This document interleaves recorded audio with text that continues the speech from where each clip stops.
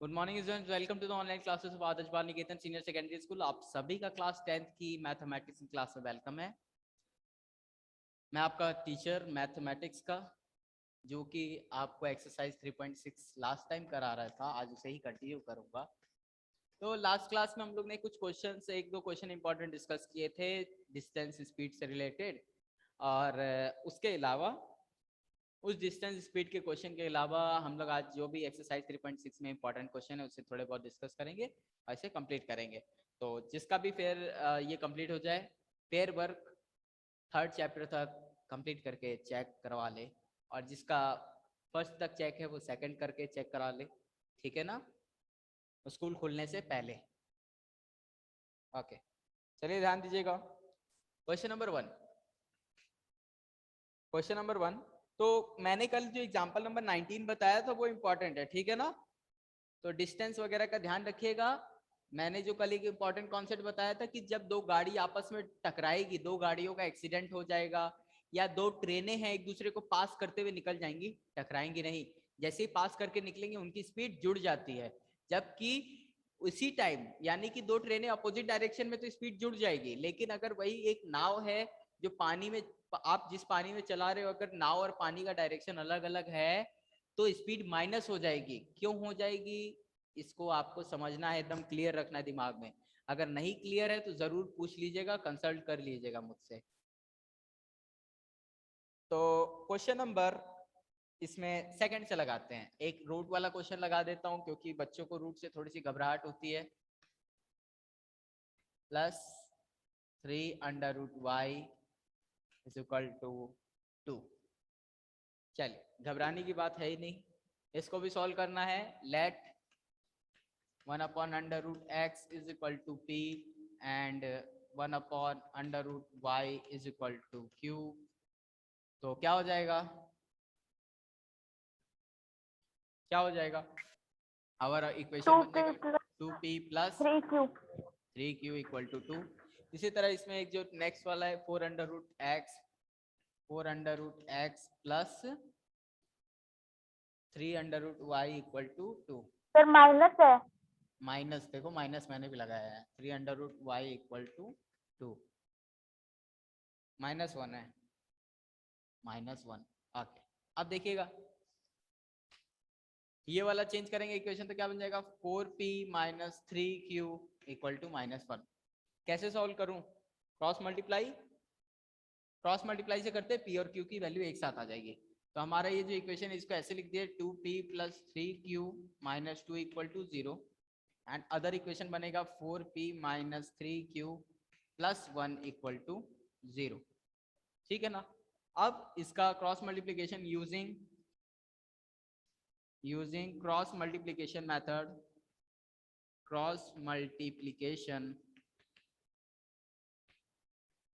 Method क्या हो जाएगा? क्रॉस मल्टीप्लीकेशन मेथड से p q एंड 1।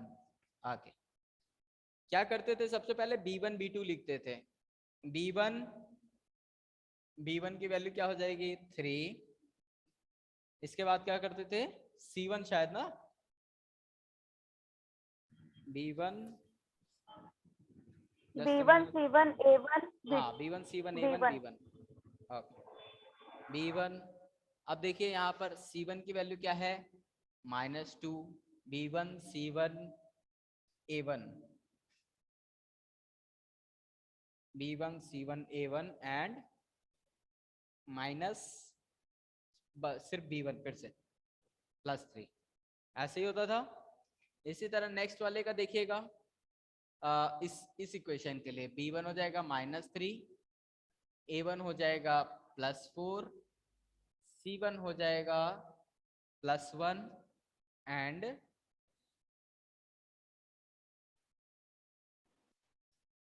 यहाँ पे कुछ गड़बड़ किया मैंने। -3 b2 b1 c1 a1, c1 हो जाएगा +1 एंड अब आएगा a1 4, फिर आ जाएगा b1 -3।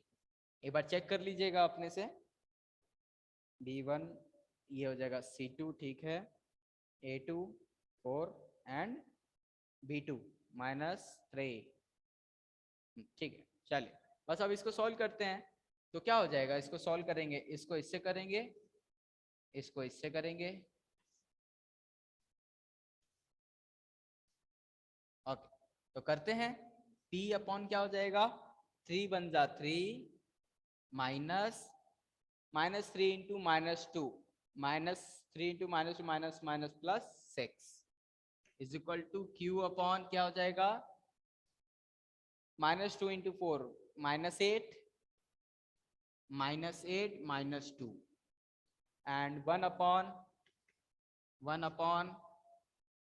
2 इंटू -3 -6 -4 3 जा 12 हो गया। अब इसको सॉल्व कर लेते, क्या हो जाएगा, P upon -3 Q upon -12 and 1 upon -18। ये हो गया। सर -12 कैसे आएगा, 10 आएगा ना सॉरी -12। लिख दिया, हो जाए। चलो, P upon -3 Q upon -10 and 1 upon -18। अब इसको सॉल्व कर देते हैं। P की वैल्यू क्या आ जाएगी, यहाँ पे कर रहा हूं। P इज इक्वल टू हो जाएगा आपका,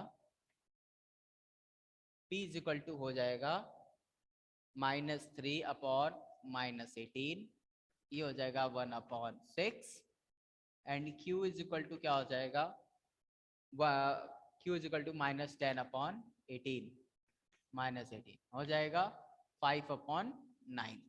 ओके, ये हो गया। अब हमारा अंडर रूट एक्स और अंडर रूट वाई की वैल्यू निकालनी है। अगर हमारा अंडर रूट एक्स पी के बराबर है तो एक्स इसका स्क्वायर कर देंगे, ठीक है ना। तो ध्यान दीजिएगा, मैं इधर कर दे रहा हूँ, ठीक है, इसको भी रेज कर देता हूँ। अब देखिएगा, हमारा अंडर रूट एक्स किसके बराबर हो जाएगा, 1 अपॉन पी के, यानी कि पी की वैल्यू रख देंगे 6 हो जाएगा। तो एक्स स्क्वायर की, एक्स की वैल्यू क्या हो जाएगी, 6 का स्क्वायर 36। ओके, इसी तरह अंडर रूट वाई किसके बराबर हो जाएगा, 1 अपॉन क्यू के, है ना। तो 1 अपॉन क्यू की वैल्यू क्या हो जाएगी, 9/5। तो वाई की वैल्यू क्या हो जाएगी, 89 का स्क्वायर 81 अपॉन 25। ओके, ये हो गया।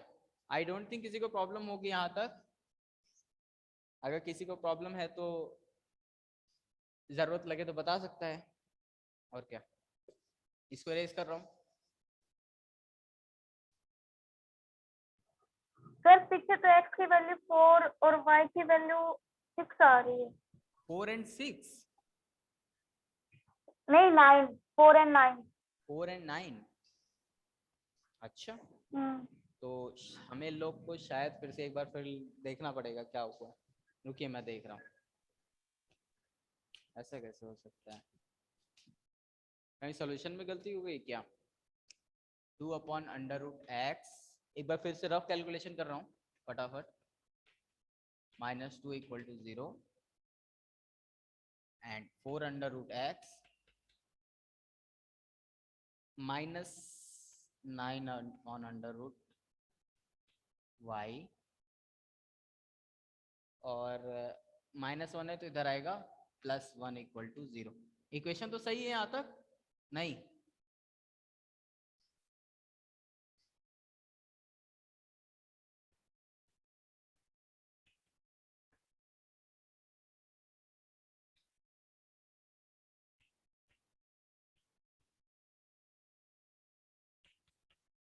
ये हमारा ए बी सी है ना। पी के लिए क्या हो जाएगा, B1 C1 B1 C1 A1 आपका 2 एंड 1 के, ये हो जाएगा B1 वापस 3, B1 C1 A1 and B1 वापस, ठीक है। अब इधर इसके लिए भी करेंगे, B1 C1, यहाँ शायद मैंने 9 नहीं लिखा था, मैंने कुछ और लिख दिया होगा, मुझे ऐसा लग रहा है। B1 C1, यस सर, है ना, मेरे को याद आ रहा है, और 2 की जगह यहाँ पर बस यहाँ 9 हो जाएगा तो हो जाएगा।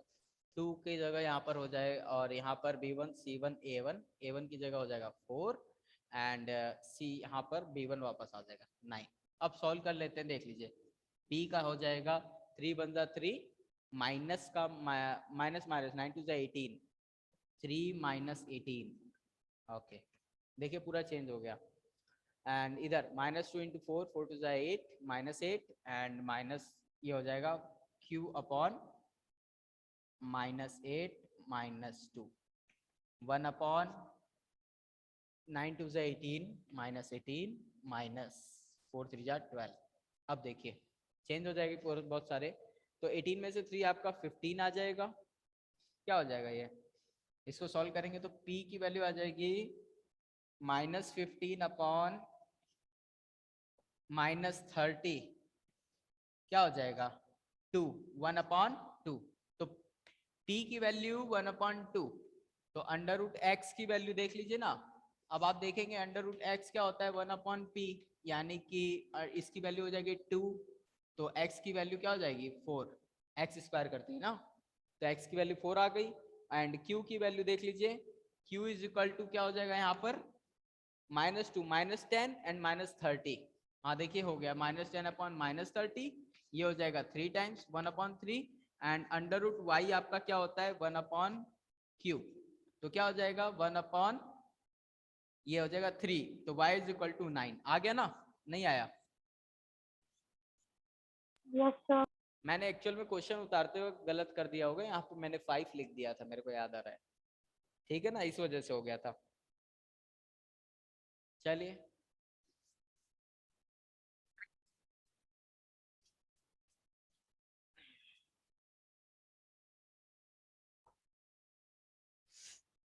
नेक्स्ट देखिएगा।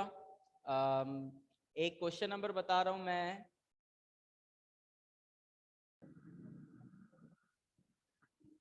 सर 5 का बता दो। 5 6 बता दे रहा हूँ, 5 की तरह ही है। चलिए देखिएगा, 6x + 3y = xy 6xy upon, और दूसरा equation 2x + 4y 2x + 4y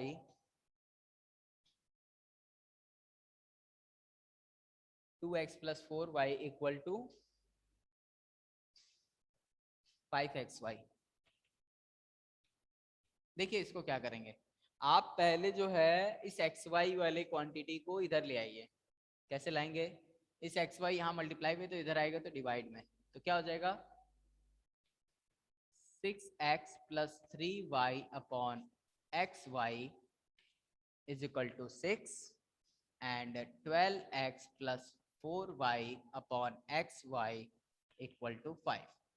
अब देखिएगा इसको सॉल्व करेंगे, xy 6x अपॉन xy हो जाएगा, प्लस 3y अपॉन xy हो जाएगा = 6, एंड 12x अपॉन xy हो जाएगा, प्लस 4y अपॉन xy हो जाएगा। बेसिक रूल है, आप जानते हैं पहले से। सर वो 12 नहीं है, 2 है।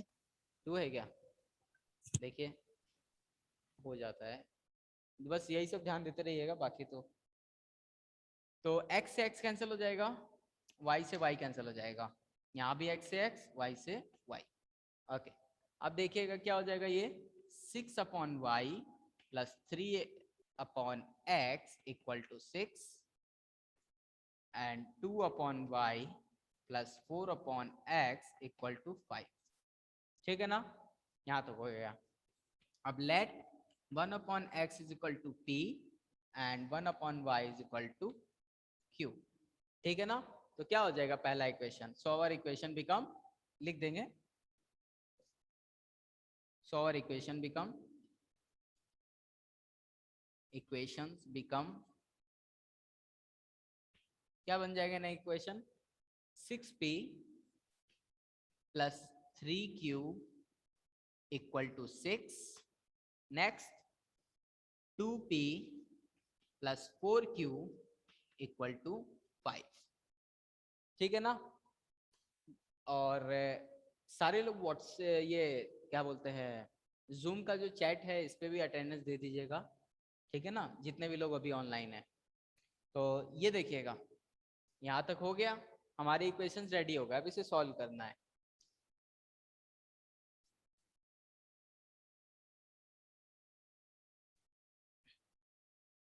देख लेते हैं क्या हो जाएगा, PQ1, ठीक है ना। आप इसको लिखेंगे सबसे पहले B1 C1 B1 C1 B1 C1 A1 and वापस B1। ओके, अब देखिएगा B2 C2 A2 mine and again B2। तो P की वैल्यू क्या हो जाएगी, 5 3 जा 15 -15 एंड 6 4 जा माइनस माइनस प्लस हो जाएगा 24। ओके, मैं डायरेक्ट किया हूँ, 2 माइनस आएगा यहाँ पे इसलिए प्लस हो गया है। अब ये देखिए Q अपॉन 6 2 जा 18 -18 एंड 5 6 जा sir 6 to the 12 minus 12 6 to the 12 होगा। रुको एक मिनट, मैं हाँ सॉरी 6 to the 12 एंड 6 5 जा 30 एंड माइनस माइनस प्लस हो जाएगा। चलिए 1 अपॉन 6 24 माइनस 6। चलिए यहाँ तक ठीक है। अब इसको सॉल्व कर देंगे, है ना। तो P अपॉन मेन तो बस वही कॉन्सेप्ट था, 24 से 15 आप कैंसिल कर देंगे 9 equal to Q upon 18 is equal to 1 upon क्या हो जाएगा, 24 में 6 कैंसिल आउट 18। ओके, यानी कि P की वैल्यू क्या आ गई,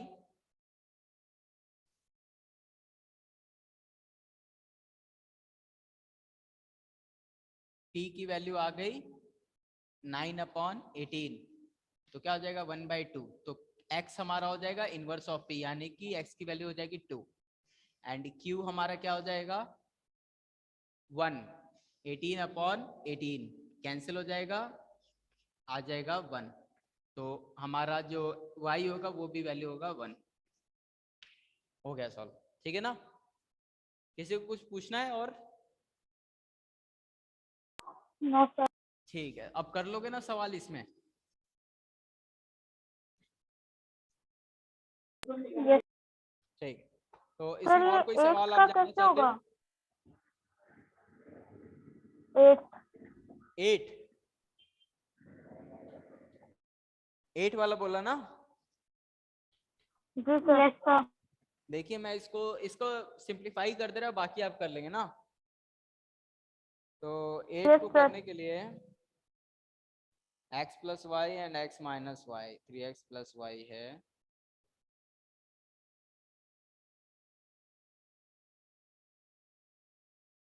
ठीक।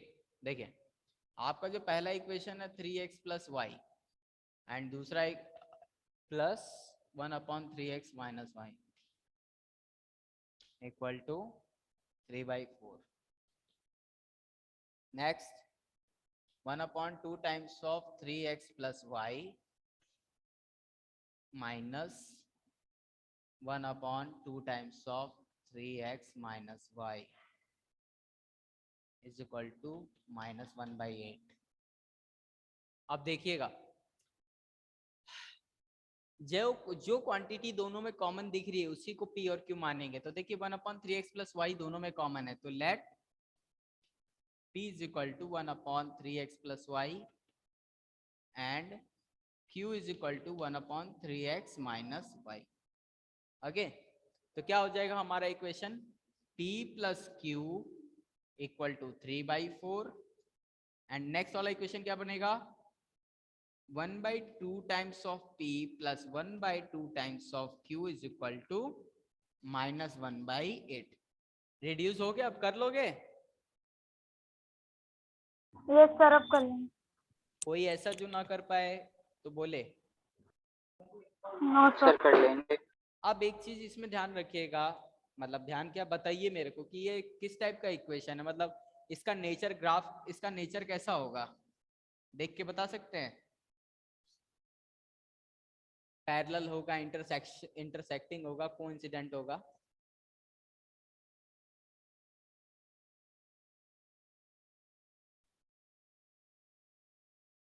कोई बता सकता है? सर इंटरसेक्टिंग होगा। हाँ ठीक है, इंटरसेक्टिंग होगा। ये बताइए इसके जो कोफिशिएंट का रेशियो है A1/A2 वो B1/B2 के बराबर होगा कि नहीं होगा? सर वहाँ पे वो माइनस का साइन है ना बीच में, 1/2 P माइनस 1/2 Q।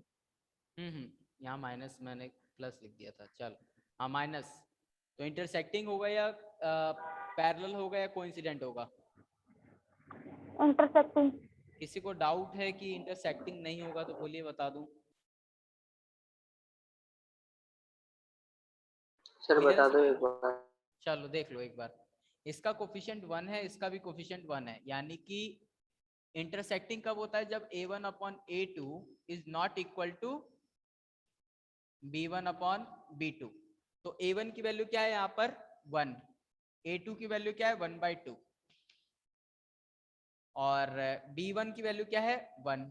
और B2 की वैल्यू क्या है? -1/2। यानी कि इसको सॉल्व करेंगे तो आएगा 2 और इसको सॉल्व करेंगे तो -2। क्या ये दोनों बराबर है? नहीं। यानी कि A1/A2 is not equal to B1/B2 आ गया। अगर बराबर आ जाता तब तो ये हमारा पैरेलल या कोइंसिडेंट होता, लेकिन बराबर नहीं आया, इसलिए ये केस इंटरसेक्टिंग का है। ठीक है ना? नहीं समझे चिराग? समझ गया। ठीक है, तो यहां तक था ये। नेक्स्ट देखिएगा क्वेश्चन नंबर 2।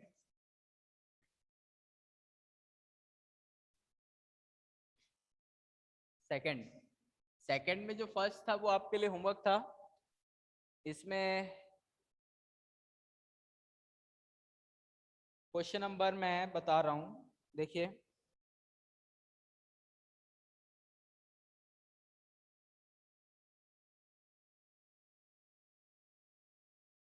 पहले थर्ड देखिए,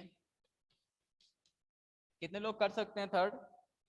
Ruhi travels 300 kilometer to her home partly by train and partly by bus. She takes 4 hours if she travel for 60 kilometer by train and remaining by bus. If she travel 100 kilometer by train and remaining by bus, she takes 10 minutes longer. Find the speed of train and the bus respectively. ठीक है ना? Let the दोनों की speed मान लेंगे। Let the speed of train be x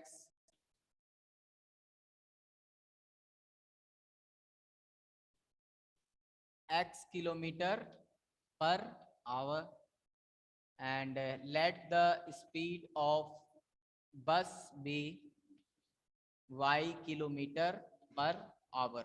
अब देखिएगा, अगर वो x किलोमीटर पर आवर और y किलोमीटर पर आवर की स्पीड से ट्रेनें चल रही हैं, ठीक है ना, तो क्या लिखा है? Ruhi travel 300 kilometer to her home. उसके रूही जो है 300 किलोमीटर का डिस्टेंस ट्रेवल करती है अपने जहां से घर, मतलब अपने घर जाने के लिए, ठीक है ना, टोटल 300।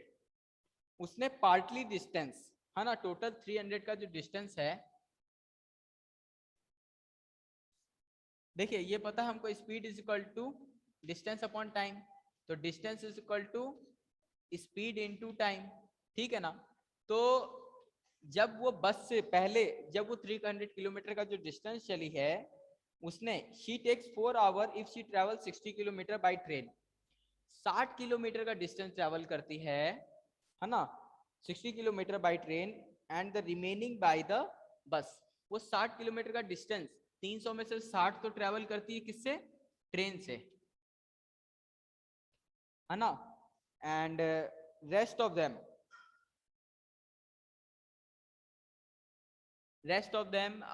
वो है, मतलब 60 किलोमीटर का जो डिस्टेंस है उसको करने में क्या है, 4 आवर्स लगता है। तो स्पीड पता चल जाएगी यहाँ पर, है ना, स्पीड पता चल जाएगी ट्रेन की। and if she travel 100 kilometer by the train and remaining by the bus, she takes 10 minutes longer.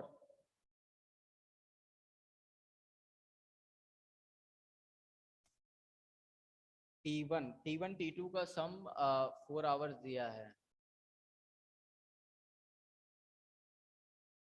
Speed T1 is equal to distance है 60 किलोमीटर, स्पीड है x, एंड T2 हो जाएगा आपका रिमेनिंग डिस्टेंस हो जाएगा 300 minus 60 240 upon y। ठीक है ना। T1 प्लस T2 टोटल उसको 4 आवर्स का समय लगता है ना, ये दिया है 4 आवर्स का उसको समय लग रहा है if she travels 100 kilometer. And next case में क्या है कि यही चीज अगर आपका 100 kilometer by train and the remaining by the bus, she takes 10 minutes longer. ठीक है, तो T1 इज इक्वल टू जब आप वो 100 किलोमीटर ट्रेन से चलती है x की स्पीड से, और T2 डिस्टेंस चलती है बच रिमेनिंग डिस्टेंस 200 y की स्पीड से, तो टोटल डिस्टेंस जो होता है वो 4 आवर प्लस 10 मिनट्स लगता है उसको। ठीक है ना। ये देखिए हो गया, यहाँ पे 2 इक्वेशन बन गए हैं, इसको सॉल्व करना है। समझा रहा हूं मैं, समझिएगा। Find the speed of train and बस। देखिए टोटल उसको 300 किलोमीटर का डिस्टेंस ट्रेवल करना था यहां से यहां तक। उसने जब पहला कुछ डिस्टेंस जो है ट्रेन से ट्रेवल किया और कुछ डिस्टेंस बस से ट्रेवल किया, ठीक है ना।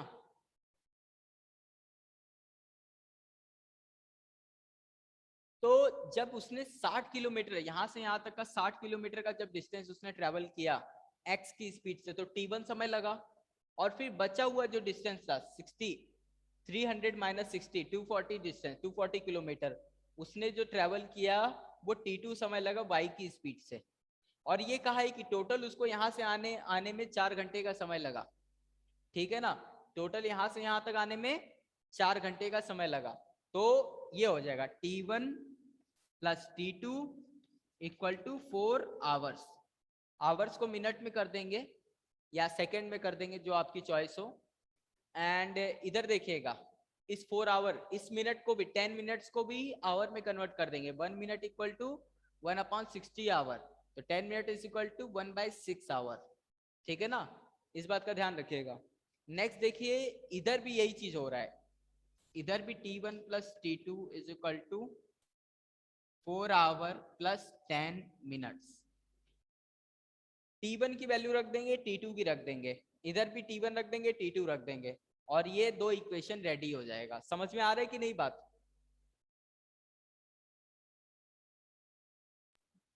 Yes sir. कोई ऐसा जिसे ना समझ में आ रहा हो? यस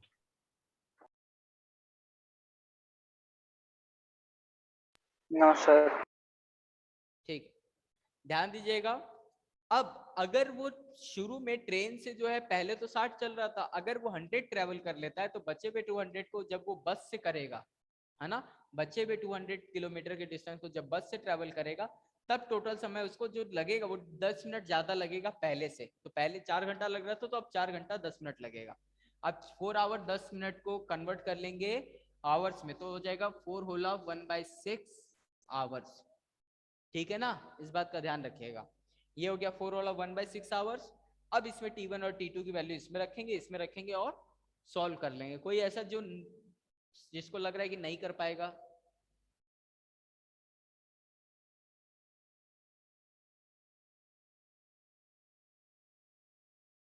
कर दूं?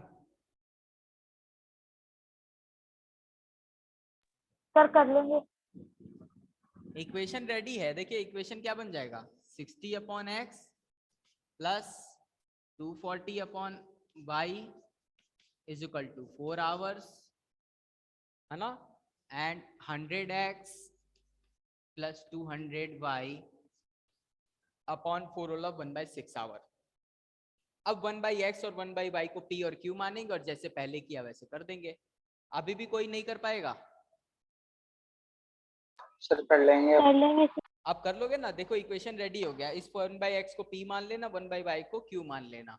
ठीक है ना, 1/x 1/y को p q इधर मान लोगे तो लीनियर इक्वेशन बन जाएगा, और x और y की वैल्यू आते ही p और q की वैल्यू आ जाएगी।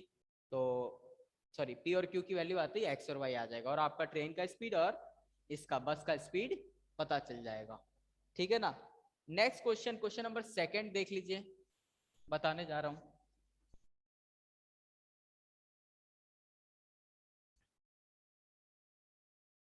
क्वेश्चन नंबर 2 क्या है?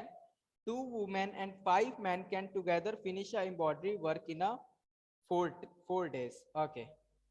While the 3 women and 6 men can finish it in a 3 days. Find the time taken by one woman alone to finish the work and also work taken by one man to finish the work.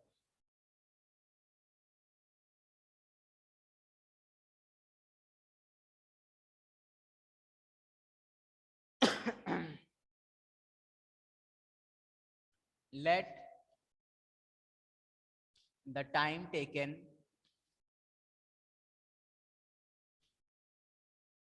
by one man be x seconds,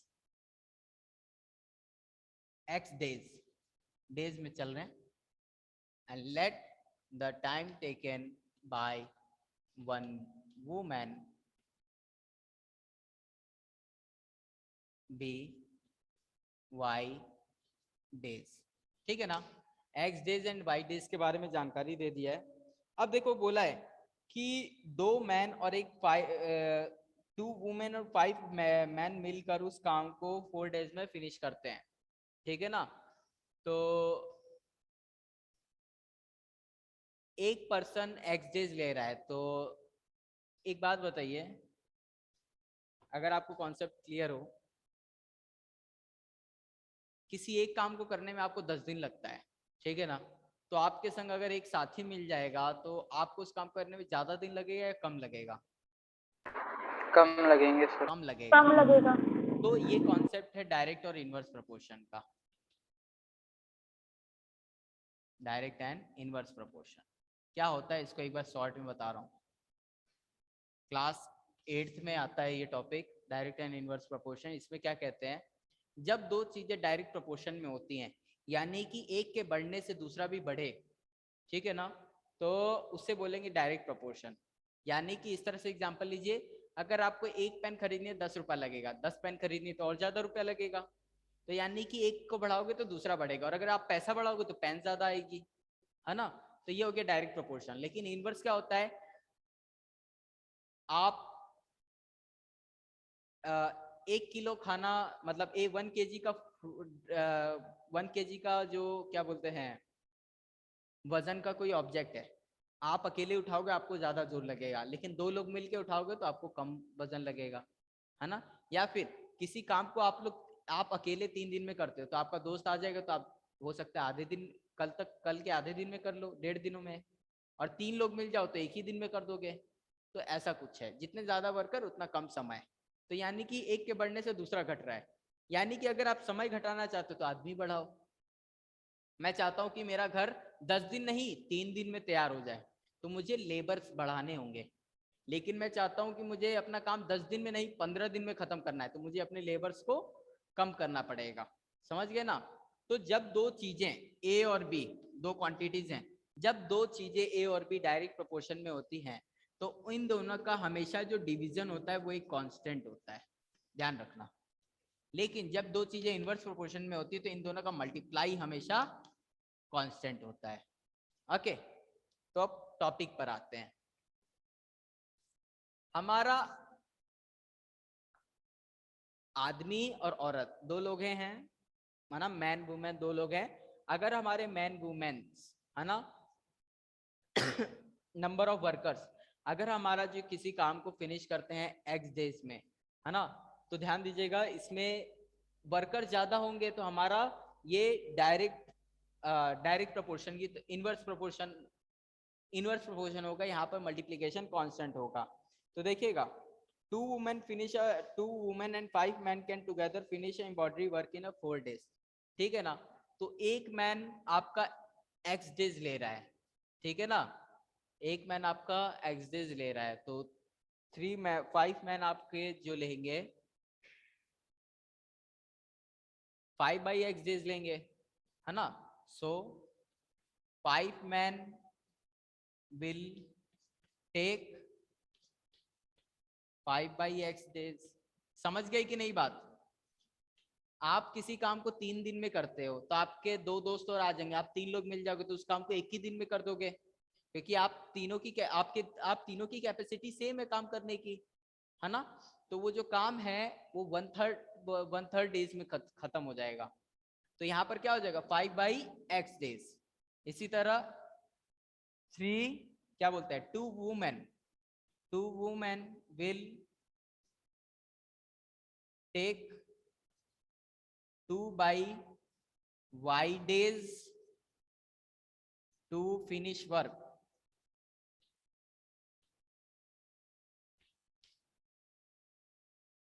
ये भी to finish work. Okay, ये हो गया।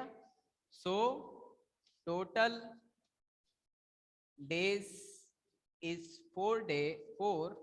सो 5/x plus 2/y is equal to 4 days। कोई ऐसा जिसे ना समझ में आया हो? ये आ गया सर। तो ये पहला इक्वेशन सर बना। आ गया। इसी तरह अगला वाला इक्वेशन भी बन जाएगा। नेक्स्ट वाला इक्वेशन बना लेंगे, फिर 1/x और 1/y को p और q मान लेंगे, ठीक है ना। कोई प्रॉब्लम, किसी को कुछ पूछना है? No sir. ठीक है, तो नो सर। ये था यहाँ पर एक्सरसाइज 3.6 कंप्लीट होती है और ये चैप्टर भी यहाँ पर कंप्लीट होता है, ठीक है ना। तो एक्सरसाइज 3.6 और इस चैप्टर को कंप्लीट करके सभी लोग अपनी फेयर कॉपी मंडे को चेक कराएगा। और जिसकी फर्स्ट चैप्टर चेक नहीं है वो सेकंड चैप्टर भी कंप्लीट करके लाए तो मैं कर दूंगा, वरना मैं फर्स्ट चैप्टर चेक नहीं करूंगा, ठीक है ना।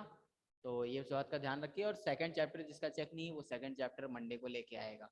तो स्पेशली बोल रहा हूँ सबको, सेकंड चैप्टर और थर्ड चैप्टर जहाँ तक चेक कराना है आप लोग मंडे को कराइए। सिर्फ फर्स्ट लेके आएंगे तो मैं नहीं करूँगा, ठीक है ना।